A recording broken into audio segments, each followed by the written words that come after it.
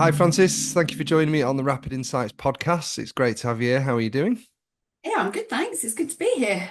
Excellent. So, Francis, you've worked in marketing for over 20 years now, holding senior positions at organizations with global presence, and you're currently Vice President of Marketing at Delinea. So, kind of before we get into sort of the insights part of the podcast, I'd love to for you to share some insights in your career history and why marketing as a career choice. Yeah, good. It's a good question to kick off with. I guess like lots of people in marketing, I kind of fell into it. I left university, didn't really know what I was going to do, and I got a job with Reed Elsevier in sales. And well, I was actually based in Soho at the time, which is the heart of London. I was 21, I was living the dream. And then they decided to move the office to Sutton in Surrey. And no offence to anyone who comes from Sutton in Surrey, but as a 21-year-old, it wasn't where I wanted to work. So at that time, I just met my now husband, and he wanted to go travelling. So I thought this would be a great opportunity for me to go and see some of the world. And I resigned, and they said, "Well, do you want to get a job in our Sydney office?" So that was an easy decision to make. And I Well, went over, and we spent a couple of years in Australia and Sydney, had the best time. And it was there that I became a sales and marketing coordinator for a very aptly named magazine called Australian Doctor.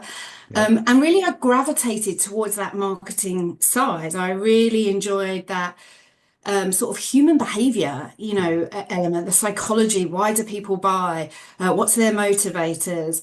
And I really enjoyed that and thought that this is where I wanted to, focus my career.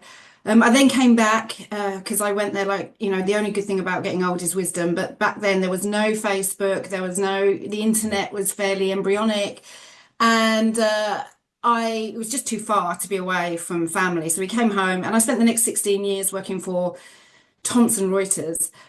And I had a great career there, global organization. You work across markets, fantastic, met some fantastic people, worked with some incredibly smart people that really influenced my career. Done a lot of different, a variety of marketing roles within that. But after 16 years, I wanted to do something different, and I went to work for fast scaling organizations. So for the past sort of 8 years, I've been doing that, which I absolutely love. I'm now at Delinea. I'm fairly new to the cybersecurity space, but I enjoy it. It's fast moving, it's Nice. evolving rapidly. And I think you can actually, when you're in it, you are actually doing some good. You are Yep. helping organizations and people to be safe in what can be quite, a challenging environment. So, I'm really, very grateful to be part of the cybersecurity ecosystem. And, Delinea is a fantastic company again with some brilliant people. Yes, definitely, and a market leader as well. So Yeah. just it's kind of on the technology front, so something I'm really keen to kind of get your insight on. So if we just sort of take technology and interest, if we take technology as an industry, specifically cybersecurity, which is the industry we both work in, we're dealing Yeah. with some quite complex subject matter. And I Yeah. think it's one of the kind of most challenging industries to kind of get your messaging across. Would you agree with that? And could you give us some kind of strategies that you've seen working and that you would use? Yeah, I mean, look, it is hugely complex and it is fast moving. And I Mm. definitely think, but you're talking to two different audiences often. You're talking to the technology teams that are in it and quite integrated into that environment. And then you're talking to the business people that maybe don't have that level of Yes. depth. And I do definitely think that, when you're an organization like Delinea, for example, you have a responsibility to communicate to both sides of those, both sides of of that audience. And, brand becomes, people are buying certain technologies and certain solutions, not just on, the fact the product does the job, but they're doing it because of the brand and the people they trust. Definitely in cybersecurity, trust is a huge piece of that. And I think that we have, when I think about the role that I do at Delinea, it's very much about helping organizations understand that landscape, understand their decisions, and helping to build trust within their mindset. Brilliant. And you mentioned earlier as well about being fast paced, and I completely agree with that. We've got AI now is kind of the latest buzzword, I guess, isn't it? But it's really big and Yeah. it's not going anywhere. So, and it's can be, it can be quite difficult to kind of keep on trend and kind of keep up with everything really to make sure your messaging is kind of relevant. So, what do you do to sort of make sure you are on trend, you're still relevant, impactful?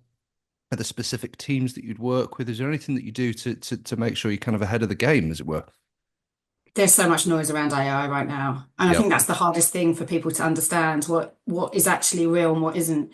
We really talk about practical use cases when we talk about AI. So we try not to talk about the theory of AI, but we talk about what we're doing at Delinea to really help customers around that AI landscape. And so, we've got some solutions that we're bringing to market around AI-driven audit, helping our customers to look at the threat landscape and detect where there might be abnormalities early on. We have we're building a chat function of ChatGPT. We call it Delinea Expert into our products to help customers have better user experience of our product as well. So we definitely focus around practical use cases and try and stay away from the general hype that is AI. But you're right. Look, AI is gonna change the landscape in every field, like even in marketing. If you think about marketing and you think about the amount of content that we need to produce, especially in these complex buying cycles. So, you talked about Yes. technology. They say, but in a B2B business space, you're talking to being 12 and 15 different personas at any one time that's involved in that decision-making process. So from a marketing perspective, you're trying to connect to all of those people. You don't know when they're going to be in market, so you need to be always on. Your content needs to be out there, it needs to be relevant. And that's a really big challenge for marketing teams to be able to manage. And so some of these tools in the from, especially around AI, will really help marketing functions be able to deliver that really, exceptional customer experience that you want to deliver all of the time. I'm really excited to see where it goes. It feels like we're kind of at the birth of something, but it's been around for ages, sort of AI tools and things. But now with it being such a household thing and everybody knows about this, it's not just people that work in the industry now, especially with things like ChatGPT. I use it and I think it's great as well. So just kind of moving away from sort of the technology, just as a general bit of advice, Fancy Viewer. So if someone was stepping into your shoes today or stepping Yeah. out on, going down a similar career path, what kind of advice would you kind of give them to sort of navigate early challenges and sort of set a strong foundation? So I would say that there's three things I would probably say that as a young marketeer coming through. I'd say, first of all, be curious and be open to learning. So we've just talked about the industry and how fast moving it is. So, Mhm. stay on top of trends, stay on top of those emerging topics that are coming out, continuously learn, ask questions.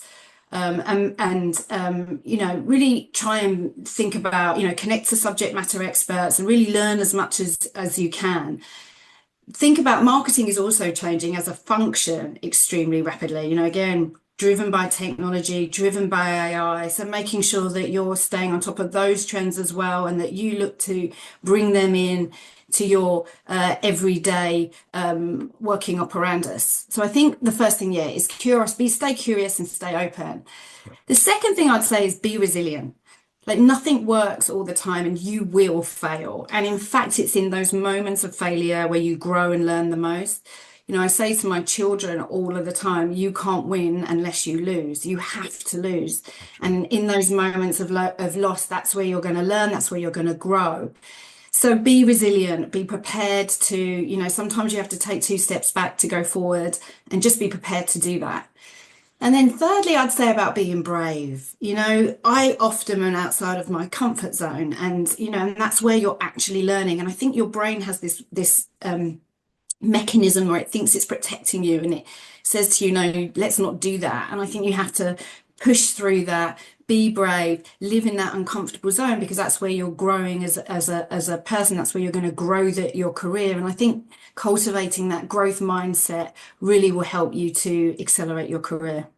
That's absolutely brilliant. It's really good golden nuggets of advice. Thank you very much, Francis. So that brings us to the end of the podcast. Short and sweet, rapid insights. Francis, thank you very much for joining us. Thank you, Dean.